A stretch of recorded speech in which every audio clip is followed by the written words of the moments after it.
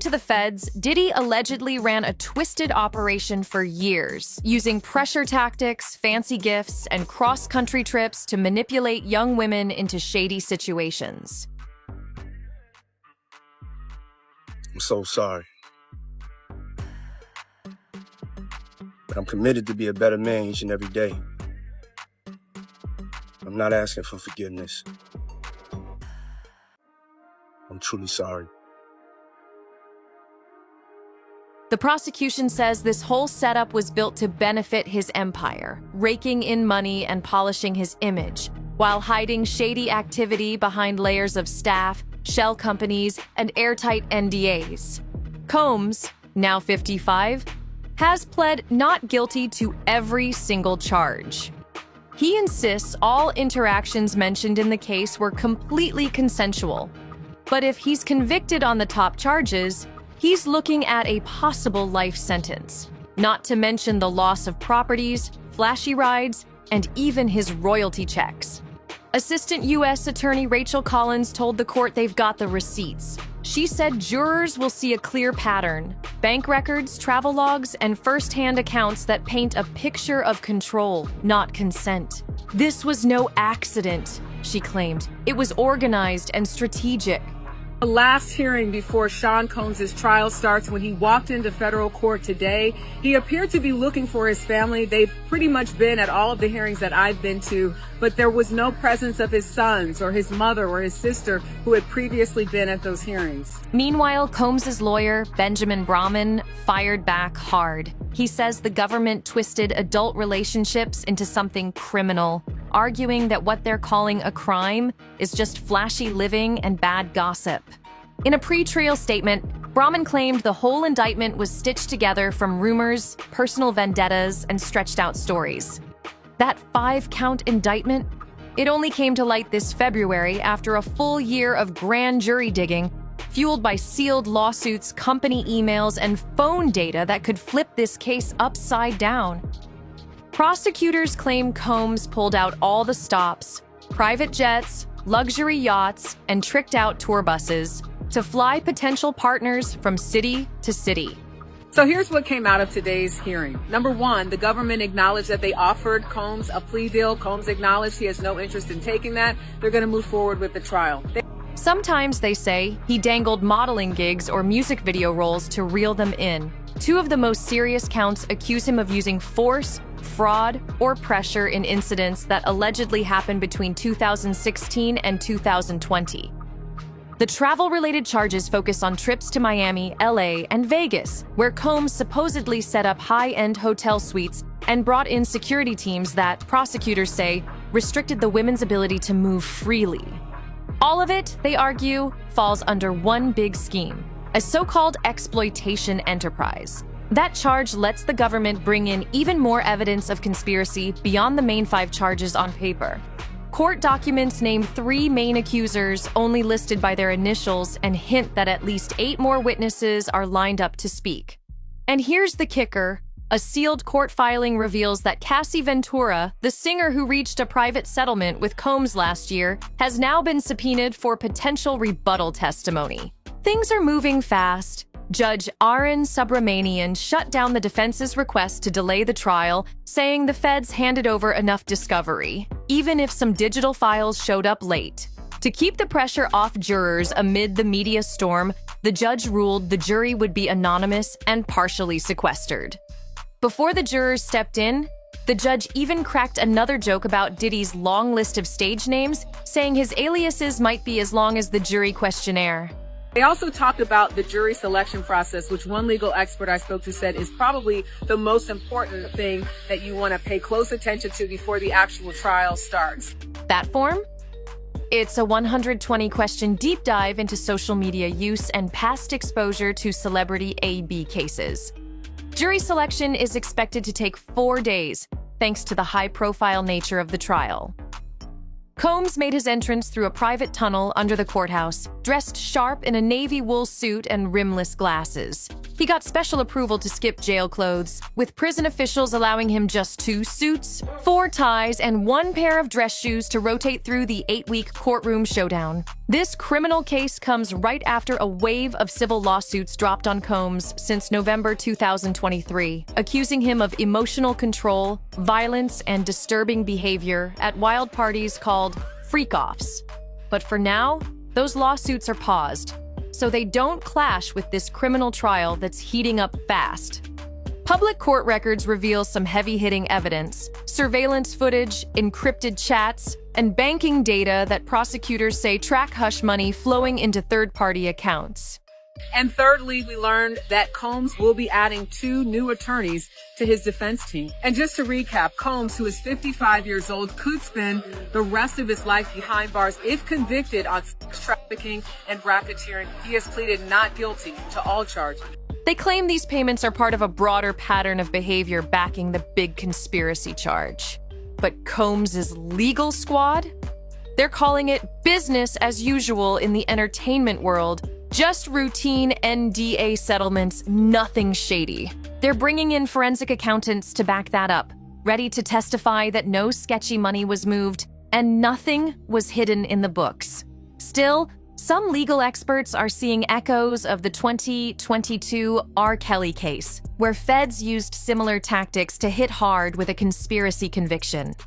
Charging celebs under RICO laws for personal conduct is rare, but it's starting to gain ground. Loyola law professor Lori Levinson said it straight. This kind of case is becoming more doable. The indictment includes a potential $140 million seizure, targeting Diddy's fancy Beverly Hills mansion, a Long Island estate, and even the masters to his Bad Boy Records catalog. Yep, they're aiming to strip it all down. With the heat rising, Combs has already handed control of several business arms to stand-in managers. His booze deal with Diageo?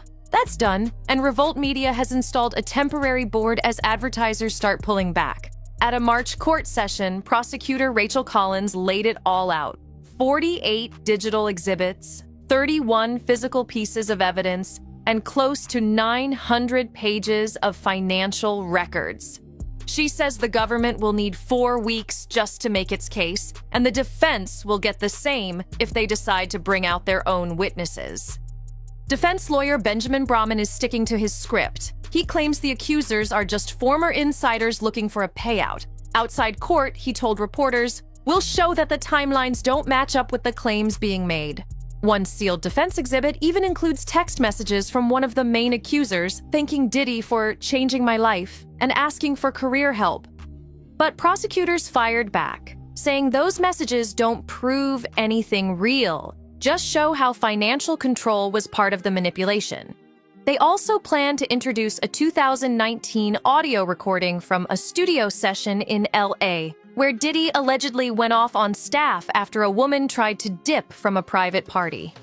Brahman says that tape's misleading, doesn't relate to the charges, and wants it tossed out completely. Still, if Combs gets convicted on just the most serious counts, he could face a minimum of 15 years behind bars. And under RICO laws, the court can stack sentences and take massive chunks of assets, aiming to completely break down an alleged criminal setup. They're going to try and say that Diddy's mental capacity could not make it possible for him to commit these crimes, claiming that maybe drugs or alcohol could have been at fault. The U.S. Attorney's Office said the case is about getting justice for survivors and holding powerful people accountable. Combs stayed mostly quiet in court, only confirming he understood the charges. Meanwhile, outside the courthouse, protest groups are planning daily demonstrations, though the judge banned loudspeakers within 100 feet of the door. This trial is blowing up everywhere. Media monitors have already logged over 28,000 online and broadcast mentions, and it's just getting started. In just the first 24 hours of jury selection, it became clear finding jurors who haven't been influenced by the hype is going to be tough. Cable networks are already running live reports during the selection phase, and streaming platforms are prepping their own recap specials. The pressure's on, and it's not just legal. Combs' Bad Boy brand is already bleeding. Spotify saw a 12% drop in his monthly listeners back in April, and his fashion label, Sean John, hit pause on a new capsule collection. Still, some industry watchers are holding out. They point to other artists like Michael Jackson, whose music streams bounced back even after massive controversies. If Combs walks free, the damage might just be temporary. Music rights attorney Dina LaPolte said labels won't make any big moves until the verdict drops. Meanwhile, the feds are moving full force. Back in March, agents raided Combs' homes in LA and Miami, grabbing hard drives and security system servers. His defense team says those searches were way too aggressive and have filed to suppress that evidence. Judge Subramanian will hear that motion after jury selection wraps. Prosecutors claim the digital evidence tells a story. Flight plans from his private jet broker, guest lists from nightclubs, and even facial recognition data to confirm who flew where and when. On top of that, the IRS is now running a separate audit digging into suspicious income from exclusive parties. No tax charges yet, but an IRS memo quietly filed in court hints at unreported cash flows. Combs' PR team came out swinging, saying the indictment twists his private life and ignores his philanthropy, like donations to HBCUS and hurricane relief efforts. They argue the government is overlooking the full picture. Defense lawyers are also expected to argue that some of the claims fall outside the 10-year statute of limitations for the most serious charges. But prosecutors hit back, saying the alleged conspiracy was still active until at least January 2024, which resets the legal timeline. Judge Subramanian made one thing clear: the jury will hear about past civil settlements, but without any dollar amounts to avoid unfair bias. He even banned the phrase hush money, telling both sides to stick to privately negotiated agreements instead. If Combs is convicted, he'd face a second forfeiture phase and a long sentencing review that could drag on for months. Appeals would head to the Second Circuit, the same court that backed the R. Kelly ruling based on similar arguments. Jury selection is set to resume Tuesday. Opening statements will follow once 12 jurors and 6 alternates are locked in. The court has penciled in May 12th for testimony to kick off. As all this played out, Diddy sat silent in the Manhattan courtroom while federal prosecutors laid out their witness list. More than 20 people, including former employees, doctors, and airline staff who worked charter flights between 2016 and 2023. The government says their stories will pull back the curtain on years of intimidation, secret deals, and serious misconduct. Prosecutor Rachel Collins told the court that each witness would detail their role in moving alleged victims across state lines and hiding the money trail behind it. Apparently, a couple of weeks ago, the prosecution offered Diddy a plea deal, which he turned down. We don't know the details of what that plea deal entailed, but he said he's not taking it. This is coming after they've added additional charges, like the second superseding indictment. Defense attorney Benjamin Brafman wasn't having it. He fired back, accusing the prosecution of ambushing the defense with last-minute names that only surfaced after the March raids on Combs' homes in LA and Miami. But Judge Subramanian shot that down, ruling the witnesses were fair game. He reminded everyone that under criminal rules, the government only needs to reveal its witness list after the jury is officially selected. This heated exchange went down on day 2 of jury selection, which has been crawling along as attorneys dig into whether potential jurors have been influenced by other high-profile SA cases. By late afternoon, just 9 jurors had been provisionally cleared from a pool of 150. All of them grilled with a 120-question survey that asked about media habits, music taste, and thoughts on celeb charity work. Outside court, Collins told reporters that the prosecution plans to show how Diddy's brand was used as a weapon, turning the glam into a trap. You know that Cassie video where you see Diddy dragging her in a hotel from 2016? The judge says that it can be included after Diddy's defense team had been trying to have it not included. She says the evidence includes screenshots from encrypted messages and even rideshare receipts that place people in specific locations. But Braffman says all of that is twisted. He claims the messages are just normal back and forth, nothing more than consensual scheduling, and that the ride data was handpicked to fit a one-sided story. Inside the courtroom, both sides clashed over expert testimony. The prosecution wants to bring in a clinical psychologist to explain the concept of trauma bonding. Meanwhile, the defense wants to use a music industry consultant to walk the jury through common NDA practices. Judge Subramanian said he'll make the call before opening statements begin. Then came another big reveal. A sealed court document, now partially unsealed, shows that the government subpoenaed hotel security logs from major spots in Miami Beach, Vegas, and LA. These logs supposedly track room key usage by Combs and 3 unnamed accusers on nights that line up with the indictment.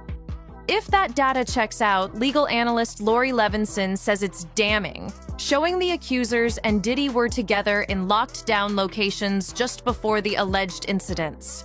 And it doesn't stop there. 2 of Combs' former bodyguards have flipped. Both were given immunity. One plans to testify about a red code protocol used to confiscate phones at Diddy's parties. The other says he delivered cash-filled envelopes to mysterious drop-off spots. Braffman isn't buying it. He says the bodyguards are just bitter ex-staff trying to cut deals to dodge unrelated gun charges.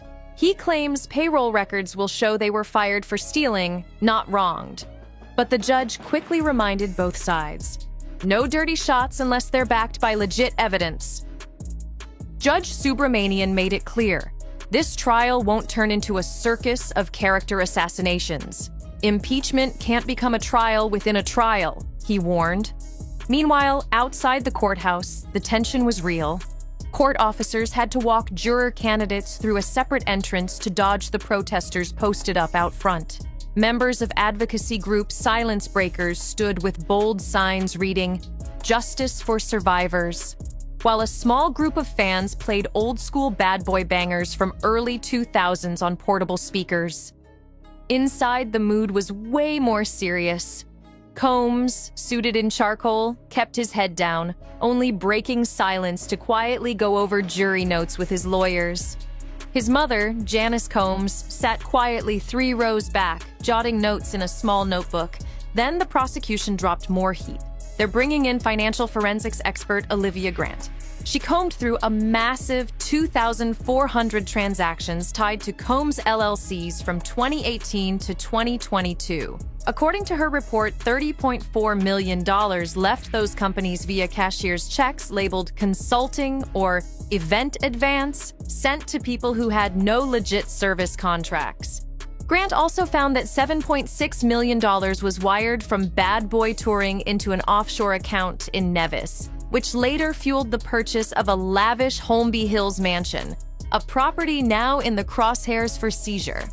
So according to People magazine, they said prosecutors recently filed a motion disputing any testimony that might show that Sean Diddy Combs didn't have, quote, the mental capacity to commit the crimes he's accused of because of the effects of drugs or alcohol. The motion filed on April 27th references apparent testimony from a psychiatrist on behalf of the defense and asked the judge to prevent his testimony during Combs. But Braffman fired back, calling the report speculative math. He says short-term consultants are common in entertainment, and the Nevis account? Totally above board and disclosed in IRS filings. The judge wasn't here to waste time. He slapped both sides with strict deadlines for expert disclosures and ordered them to prepare clean summary charts for the jury.